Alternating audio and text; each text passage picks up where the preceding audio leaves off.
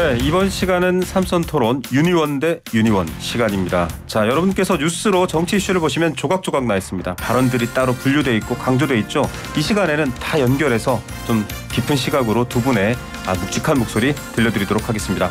자, 국민의힘 윤영석 의원 나오셨습니다. 안녕하십니까? 네, 반갑습니다. 네, 더불어민주당 윤관석 의원 나오셨습니다. 안녕하십니까? 네, 반갑습니다. 안녕하세요. 네, 자, 두 분의 목소리와 인사는 즐거운데 첫 주제부터가 조금 뜨겁습니다. 네. 자, 결국 이 검찰 수사 기소권 분리, 검찰 개혁 법안 혹은 검수완박 이렇게들 부르셨는데 국무회의 의결을 거쳐서 공포까지 완료가 됐습니다. 문재인 대통령 거부권 행사하지 않으셨는데 여기에 대한 총평부터 먼저 여쭤봐야 될 텐데 윤영석 의원께서는 오늘 최고에서도 발언하셨어요. 어떻게 네네. 총평하십니까? 이 사안을 보면서 이제 이 검수완박법 통과가 결국은 이제 문재인 대통령이 막후에서 총감독을 하고 모든 과정을 연출한 것이 아닌가 하는 것을 느낄 수가 있었습니다. 왜냐하면은 어제 그 국무회의가 원래는 오전에 합니다. 네. 하는데 오후로 미뤘고 또 이제 국회 본회의는 원래 오후에 하는 것을 네. 또 오전으로 미뤘어요. 그러니까 서로 이제 문재인 대통령의 청와대와 결국 이제 국회에 이제 민주당이 같이 이제 이것을 짜고 각본에 따라서 결국은 이제 한 것인데 본회의까지 올라가는 과정도 굉장히 무리가 많았죠. 안건조정위원회도 90일간 해야 되는데 그걸 이제 위장 탈당을 시켜가지고 17분 만에 끝냈어요. 그리고 네. 법사위에서 본회의에 올리는 기간이 30일입니다. 그런데 그것도 뭐 10분인가 이렇게 해서 그냥 통과시켰고 그다음에 본회의에 상정된 것도 어제는 3분 만에 끝내버렸어요. 그러니까 이게 얼마나 5년 임기 중에 이제 6일을 남겨두고 문재인 대통령이 이렇게 한 것은 정말 잘못했다라고 생각하고요. 네. 여러 가지 이제 울산시장 선거 개입 문제에 문재인 대통령 본인의 친구인 송철호 울산시장을 당선시키기 위한 그런 부분에서 네. 청와대 비서관들이 개입했다는 것이 지금 드러나고 네. 있고 또한 월성 원전 이 경제성 평가 조작 이런 문제에 청와대와 정부가 깊숙이 개입을 해 있다는 것이 이제 국민들이 다 알고 있는 사실인데 알겠습니다. 결국은 네. 이제 이러한 사실들을 덮기 위한 그런 조급한 네. 성급한 그런 행위가 아닐까. 상당히 이제 문재인 대통령의 그런 퇴임의 뒷모습이 참 섭섭해요, 솔직히. 네. 문재인 대통령과 청와대를 향해 날선 발언을 하셨어요? 윤관석 의원님. 예, 뭐 떠나고 이임을 눈앞에 둔 대통령한테 너무 야박하신 것 같습니다. 네. 며칠 안 남으셨는데 소위 검수완박 저희는 검찰 수사권 기소권 분리 검찰 개혁이라고 얘기해요. 네. 5월 3일 날 어제죠. 2단계 권력기한 개혁 입법이 이제 완료가 됐습니다. 네. 수사에 이어서 2년 만에 수사권 기소권 분리가 이제 형사소법 개정안과 검찰식법 개정안을 통해서 완료가 됐습니다. 이 새로운 사법 질서와 선진 수사 체계가 이제 도입이 됐다 이렇게 저희는 평가를 하고요. 53년 이후에 70년 동안 유지됐던 법조 시스템이 국민을 위해서 개선됐다 이렇게 보고 있습니다. 이제는 개혁 입법을 통해서 수사는 수사기관이 하고 기소는 검사가 맡게 되는 수사 기소 분업 시대가 열리면서 국민의 인권이 더욱 보호되고 수사의 전문성은 더 고도로 강화되는 길이 열렸다 이렇게 생각합니다. 국무회의 통해 공표됐는데 국무회의와 국회 본회의는 그 전에도 주요 법안들이 협상하다 또는 심의하다 늦어지면 시간을 사례가 있었구나. 오전 오후를 조정하는 경우들은 많이 있어 왔기 때문에 뭐 네. 이것을 위해서 인위적으로 했다고 보기 좀 어렵고요. 5월 3일로 국무회의 잡혔는데 그 앞에 이제 여러 가지 기존의 합의 사항을 갖다가 국민의힘이 깨면서 시간이 여러 차례 본회의를 열 수밖에 없었던 과정이 있었다는 것을 기억해 주시기 바라겠습니다. 문 대통령께서는 국회의장이 검찰 수사권 기소권 분리 중재안에 대해서 잘된 합의라고 했던 만큼 또 공약이었습니다. 사실상 네. 문재인 정부에. 그렇기 때문에 거부권을 행하지 않고 국무회의를 통해서 공표된 것은 이미 예정되어 있고 네. 당연한 수순이라고 평가할 수 있습니다. 예. 자, 어쨌든 이제 마침표가 찍히고 법 시행을 앞두고 있는 상황인데 그러기 위해서는 또 여러 가지 세부적인 사안들에 대한 준비를 해야 되는데 사법개혁 특별위원회가 구성되고 말 그대로 한국형 FBI라고 할까요? 중수청 뭐 여러 가지 제도적인 구체적인 안들을 도출해야 되는데 잘 될까요? 지금 사실 이 법안 통과 자체에 대해서도 퇴임 얼마 안 남은 문재인 대통령까지 굉장히 비판하시면서 좀 반대하시는 입장이잖아요. 이게 이제 헌법상의 어떤 이런 그 수사권의 문제, 네. 또 법률상의 그런 수사권의 문제, 국민의 어떤 실질적인 생활에 있어서 이러한 수사권은 국민들이 당한 그런 피해를 뭔가 보상을 받고 또한 국민들의 억울한 문제를 풀어주는 그런 기능이 있지 않습니까? 네. 그런데 지금 검수완박 그러니까 검찰의 수사권을 완전히 박탈하는 74년 만에 그 헌법 체계를 바꾸는 정도의 또 형사법 체계를 바꾸는 정도의 근본적인 변화를 하면서 이러한 검찰로부터 박탈한 수사권을 누구한테 줄 것인가 네. 하는 이런 문제가 전혀 지금 준비가 안 돼 있는 겁니다. 그러니까 이제 준비가 사실은 이제 준비를 하고 네. 모든 이제 그게 그래서 저희가 문제를 제기하는 것이 네네. 검찰로부터 수사권을 박탈하면은 이 수사권을 누구한테 줄 것인가 이런 문제를 종합적으로 사실 모든 검토를 하고 네. 그렇게 해서 이제 검찰 수사권을 이제 어떻게 하는 이런 문제로 들어가야 되는데 우선 뭐 검찰 수사권만 박탈해놓고 그러한 그 수사권을 지금 또 누구한테 줄 것인가 이걸 또 이제 차후에 논의한다는 것은 굉장히 뭔가 이게 앞뒤가 사실 바뀐 거죠. 네. 그렇지 않습니까? 그래서 굉장히 아쉬움이 크고요. 지금 중수청을 이제 설치한다는데 이 중수청을 법무부 장관 밑에 둘지 네. 지금 미국의 FBI 같은 경우에는 법무부 장관이 이제 그 관장을 네. 하고 있거든요. 그런 문제도 지금 법무부 장관이 또 이제 지금 그 민주당이 반대하는 그 한동훈 법무부 장관이 될 가능성이 네. 크죠. 그러다 보니까 민주당은 또 법무부 장관한테 중수청의 권한을 중수청을 관할시키는 것을 굉장히 두려워하고 있습니다. 네. 민주당이. 그러다 보니까 이걸 또 이제 뭐 어디 다른 기관에 어디에 줄까 지금 이런 것이 대단한 지금 국가 어떤 이 수사 체계에 혼란을 지금 가져오는 거거든요. 네. 그래서 굉장히 지금 그 민주당이 하는 그런 부분이 저는 상당히 아쉽다는 생각이 들고 네. 지금 이제 그렇습니다. 사법개혁 특위도 결국은 이제 민주당이 지금 절대 다수 의석을 가지고 있기 때문에 결국은 또 날치기를 할 것이 뻔해요. 이 상황 자체가. 그래서 저희로서는 상당히 동의하기 힘든 그런 과정을 지금 거치고 있다 이렇게 생각합니다. 뭔가 좀 협조적이지 않을 것 같다라는 예, 뉘앙스가 뭐 보여요.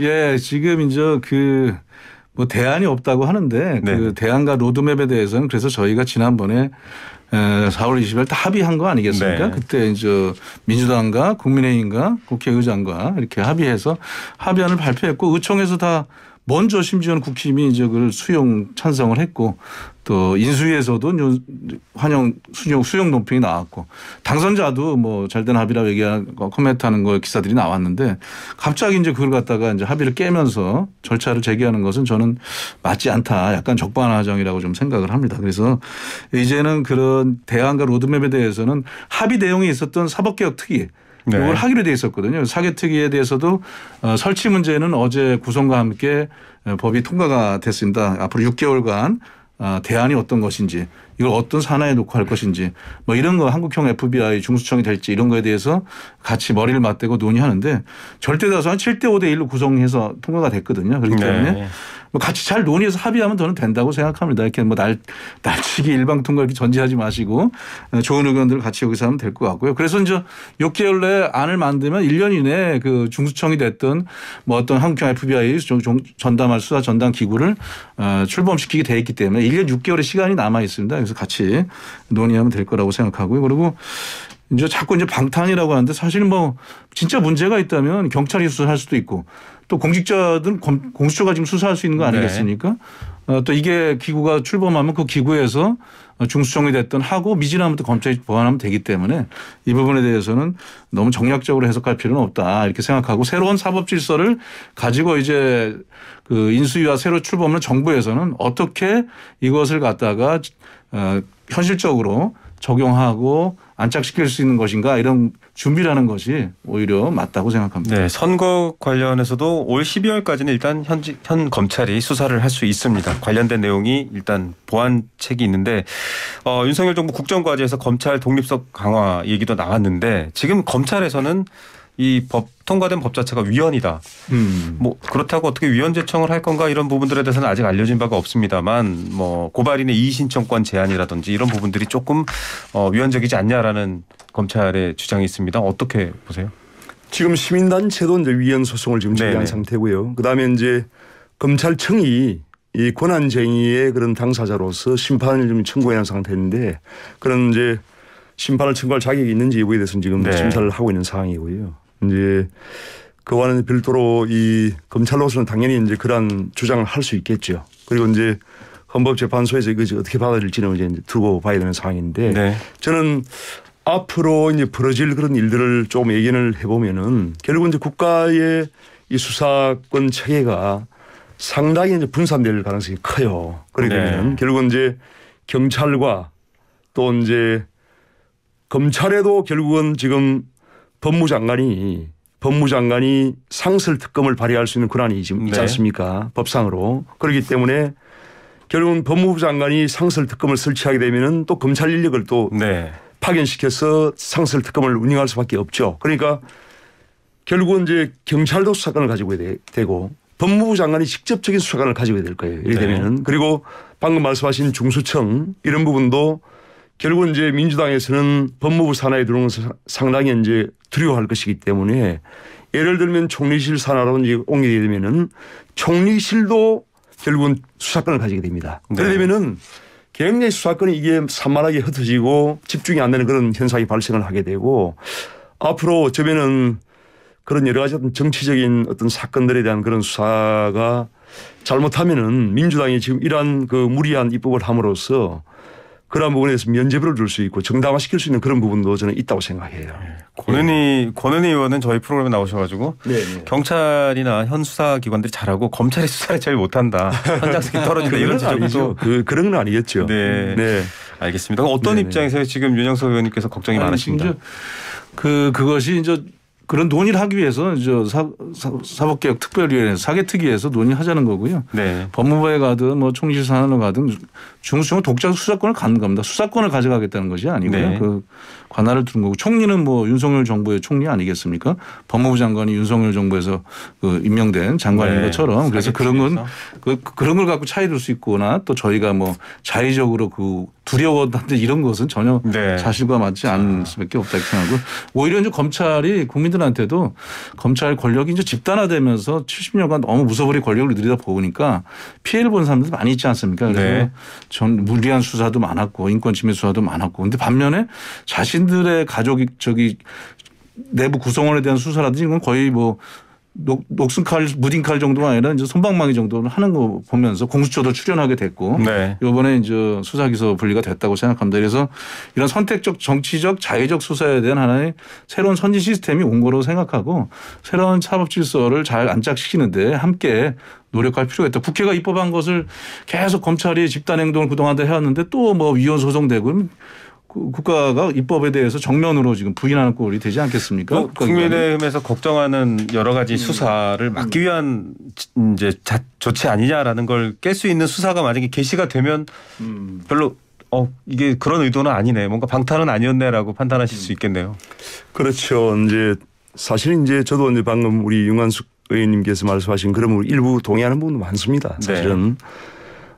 그동안에 이제 검찰이 정말 특히 정치적인 수사에 있어서 상당히 선택적인 그런 어떤 네. 수사 행태를 보여온 것도 틀림없고요. 네네. 또한 정치 보복을 위한 그런 수사, 보복을 위한 그런 수사가 사실 많이 있었잖아요. 네. 그래서 그러한 부분은 앞으로 결코 있어서는 안 된다. 그러니까 네. 보복을 위한 보복. 또 보복을 위한 수사 이런 게 있어서는 안 되고요. 물론 실정법 위반에 대해서는 엄단을 해야 되지만은 네. 그러한 부분에서 굉장히 어떤 검찰의 어떤 중립적 자세, 객관적인 자세를 네. 유지가 돼야 되고, 기왕 이제 이렇게 된 상황이기 때문에 사개특위에서라도 어떤 검찰의 정치에 대한 개입이나 정치 보복을 위한 어떤 그런 과도한 그런 수사 이런 부분은 지양이 될 수 있도록 네. 그런 부분에서는 철저하게 같이 여야가 합의를 해야 되고 네. 좀 시간이 걸리더라도. 민주당도 일방적인 다수 의석으로 밀어붙일 거 아니고 정말 국민들의 어떤 충분한 공감대를 형성하면서 합의의 그런 정신을 꼭 실천해 주기를 제가 바랍니다. 뭐 민주당이 워낙 힘이 세서 이번에 잘 합의하도록 하고요. 네. 합의된 게 또 잘 지켜지기를 저희가 바라겠습니다. 정말 두 분의 얘기가 좀 국회에서 들려와야 될 텐데요. 자, 이제 인사청문회 얘기로 넘어가 보겠습니다. 여러 가지가 있지만 좀 시간 관계상 한덕수 국무총리 후보자 이건 인사청문 보고서 채택이 되지 않으면 사실 임명을 할 수 없기 때문에 윤 의원님께 먼저 여쭤보겠습니다. 어떻게 전망하십니까? 월요일 화요일 이틀간 한덕수 국무총리 네. 후보자에 대한 인사청문회가 진행이 됐습니다. 인사청문회 준비 과정에서 계속 문제 제기가 됐던 여러 가지 문제들에 대해서 한덕수 후보자가 청문회 과정에서 명쾌하게 좀 제대로 소명을 하지 못했다고 생각을 합니다. 네. 태도나 이런 부분에 있어서도 오히려 국회 여러 가지 존중이라든지 국민에 대한 눈높이에 맞지 않는 그런 모습도 많이 보였기 때문에 현재 청문회 인준에 대한 채택이 지금 안 되고 있는 걸 알고 있고요. 이 부분에 대해서는 저희가 이 한덕수 총리 후보자를 포함해서 이번에 이제 2, 3, 4 지금 청문회가 집중되고 있지 않습니까? 전체적으로 보면 우리가 이제 7대 뭐 검증 필수 과목이라고 기준. 하고 최근엔 뭐 10대 지침, 10대 지침까지도 연장 더 늘어났는데 이런 부분에 대해서 기본적인 검증이 잘 안 됐다라는 생각이 많이 들어요. 그래서 저희가 찬스 내각이다. 뭐 그러니까 이제 뭐 당선자를 알아서 되든가 아니면은 뭐 그 내용도 보면은 뭐 아빠 찬스, 가족 찬스, 기업 찬스 이런 걸 많이 써서 들어왔다 해서 찬스 내각, 기가 찬 후보 이렇게 저희가 이제 얘기를 하고 있습니다. 네. 기업과 가족의 찬스를 이용한 후보들이다. 그래서 기가 찬 후보 이렇게까지 할 정도로 내용적으로 볼 때는 현재 2022년에 많이 이제 선진화된 알겠습니다. 지금 현재 기준에 눈높이에 부족한 게 맞고 한덕수 총리 후보자는 지금 청문회 해본 결과로선 저희가 볼 때는 통과시키기가 좀 어려운 상황입니다. 기가 찬 이런 이름도 만드셨는데 인수위나 윤석열 당선인께서는 뭐 실제로 알아보니 별 문제는 없다 이런 얘기도 하시더라고요. 그게 지금 이제 한덕수 후보자 같은 경우에는 실정법을 위반했다는 이런 부분은 나오지 않았죠. 네. 그러니까 이제 재산이 좀 많다. 또 로펌에 근무할 당시에 급여를 많이 받았다. 이런 부분은 이제 물론 국민 눈높이에서 볼 때 좀 마뜩찮은 그런 부분도 분명히 있죠. 왜냐하면 전관이었기 때문에 그분이 이제 전직 국무총리고 또 그렇죠. 재경부 장관을 지냈기 때문에 그러한 부분이 뭔가 로펌에서 연결되지 않았느냐 하는 그런 이제 의혹이고 이제 그렇지만 그런 부분이 불법적인 사안은 아니거든요. 그래서 이제 그분이 또 이제 상당히 이제 경륜이 있는 분이고 또 현재 이제 전 세계적인 경제 위기가 지금 진행되고 있는 과정에서 지금 환율도 급등하고 있고 금리도 급등하고 있고 물가도 급등하고 있고 또 코로나 위기 이후에 소상공 있는 자영업자를 우리가 이제 살려야 되는 그런 부분, 서민경제를 살려야 되는 이런 부분에서는 대한민국에서 그야말로 타의 추종을 불허하는 그러한 총리 후보자다. 이것은 다 인정하는 분이기 때문에 그래서 이제 그러한 능력과 경륜을 충분히 우리가 인정해서 빨리 통과시키는 게 맞습니다. 그래서 그런 부분이고 저희도 이제 지금 뭐 교육부 장관 후보자 이런 분은 사퇴를 했지 않습니까? 깨끗하게 했고 저도 지난번에도 말씀드렸지만은 정호영 보건복지부 장관 같은 경우에도 우리 당내에서 상당한 그 목소리가 있습니다. 그러니까 뭐 자신의 어떤 자제를 면접을 하는데 자신의 지인들이 면접을 했기 때문에 이런 부분은 국민적인 상식이 맞지 않기 때문에 그런 부분 여전히 저희들은 사퇴를 요구하고 그래서 사퇴할 분들 빨리 사퇴하고요. 그다음에 민주당도 좀 자꾸 발목 잡기 식으로 이렇게 할 것이 아니고 그건 사실 구태거든요. 구태. 그런 구태를 벗어나야 됩니다. 그래서 한덕수 총리 같은 경우에는 빨리 인준을 해서 정부가 새 정부가 정상적으로 출범할 수 있도록 하는 것이 다수당으로서의 민주당의 저는 책무라고 생각합니다. 과거에도 사실 뭐 총리 인준을 놓고 그렇게 했는데 윤핵 말씀하시죠. 저희가 먼저 문석열 정부의 출범에 대해서 무리하게 발목을 잡거나 이럴 의도가 없던 걸 처음부터 이제 우리 박광원 원내대표도 얘기해 왔고요. 그런 기준을 갖고 임했습니다. 근데 이제 한덕수 총리 후보자가 경력은 상당히 이제 많이 쌓으시고 여러 가지 분야에 또 물론 뛰어난 점이 하셨던 분이고요. 있습니다만은 그 사이에 이제 국민적인 어떤 그 감성과는 맞지 않게 관리가 좀 안 됐던 면도 많이 있는 것 같아요. 뭐 예를 들면은 뭐 1년에 회의 4번 1년에 아니라 전체 기간 4번 참석하고 20억이라는 그 돈을 갖다가 받는다든지 이런 문제들이 불법은 아니라고 하지만 찬스 쓴 거다. 또 이제 지금 제가 기존의 그 공직자 필수 검증 기준에서 최근에 추가된 게 이제 성비 관련하고 음주운전하고 그다음에 이 정관 예우 이런 것들을 굉장히 중요하게 봅니다. 그리고 자기 주변 가족들이 뭐 찬스를 쓴 게 없는지 이런 것들 요즘은 국민들의 요구가 있기 때문에 이런 측면을 종합적으로 봤을 때는 현 시점에서의 앞으로 우리나라를 22년 이후부터 끌어나갈 내각을 총괄하고 더군다나 이제 총리가 추천권도 갖게 되는 이런 중요한 위치인데 이런 면에서는 적합치 않다라는 얘기를 하고 있는 겁니다. 네. 그래서 특혜 논란이 있는 그 총리 후보자로서 지금 현재 충분히 의혹을 벗지 못한 상태이기 때문에 이 부분에 대해서는 저희가 계속적으로 문제 제기를 할 계획입니다. 예, 또 어떻게 정치인들 간의 소통과 이야기로 뭔가 또 다른 대안이 나올 수 있는지도 기대해 네, 보겠고요. 다만 우리 역시 윤영석 의원님께서 지난번에도 말씀하셨는데 정호영 후보자의 경우는 좀 네. 사퇴가 바람직하다 얘기해 주는 것은 역시 이제 삼선으로서 이제 국민 합리적이죠. 눈높이에 맞는 네. 지혜라고 생각하고 근데 아직은 안 하고 있는 것도 또 저희가 볼 때는 이해가 가지 않습니다. 네, 그 뭐 시간이 거의 다 돼서 저희가 이제 정리 말씀만 들어야 될 것 같습니다. 이 지방선거 얘기도 여쭤봐야 되는데 지금 사실 못 여쭤봤어요. 이제 윤석열 당선인의 지방 순회 또 이재명 차출론 얘기가 있는데 이 시간 또 많은 분들이 좋아하시고 관심이 있기 때문에 저희가 다음 시간에 지방선거까지 남아있기 때문에 좀 여쭤보도록 하겠습니다. 자, 과연 한덕수 국무총리 인준 될까요? 여러분들 이 두 분의 얘기에서 한번 유추해 보시기 바라겠습니다. 오늘 말씀 여기까지 듣겠습니다. 감사합니다. 예, 감사합니다. 감사합니다. 네.